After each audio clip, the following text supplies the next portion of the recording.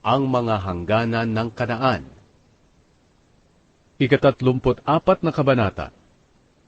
Sinabi ng Panginoon kay Moises, sabihin mo sa mga Israelita na kung papasok na sila sa Kanaan, ito ang mga hangganan ng lupain na kanilang mamanahin.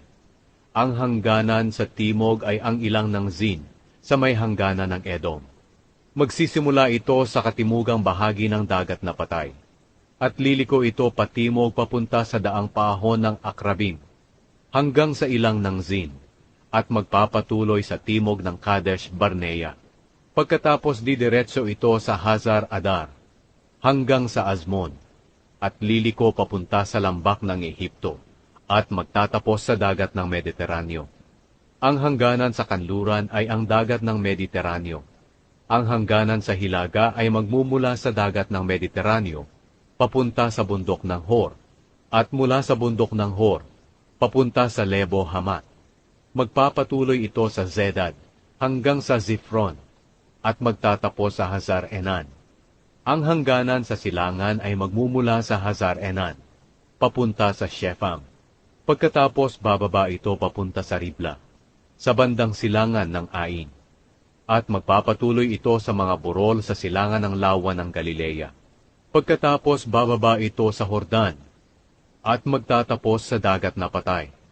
Ito ang inyong lupain, at ang mga hangganan nito sa palibot. Pagkatapos sinabi ni Moises sa mga Israelita, hatiin ninyo ang mga lupaing ito bilang inyong mana, sa pamamagitan ng palabunutan.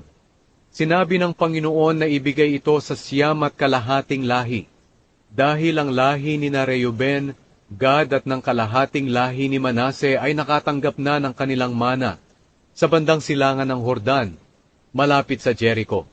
Sinabi ng Panginoon kay Moises, sina Eleazar na pari at Josue na anak ni Nun ang maghahati-hati ng lupain para sa mga tao, at pumili ka ng isang pinuno sa bawat lahi para tulungan sila sa paghahati ng lupain.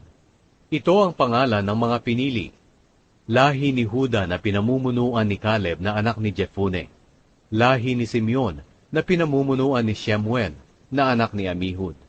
Lahi ni Benjamin na pinamumunuan ni Elidad na anak ni Kislon. Lahi ni Dan na pinamumunuan ni Buki na anak ni Jogli. Lahi ni Manase na anak ni Jose na pinamumunuan ni Haniel na anak ni Ephod. Lahi ni Ephraim na anak ni Jose na pinamumunuan ni Kemuel na anak ni Siftan. Lahi ni Zebulun na pinamumunuan ni Elisaphan na anak ni Parnak. Lahi ni Isakar na pinamumunuan ni Paltiel na anak ni Azan. Lahi ni Asher na pinamumunuan ni Ahihud na anak ni Shelomi. Lahi ni Naphtali na pinamumunuan ni Pedahel na anak ni Amihud. Sila ang mga pinili ng Panginoon para tumulong sa paghahati-hati ng lupain ng Kanaan bilang mana ng mga Israelita.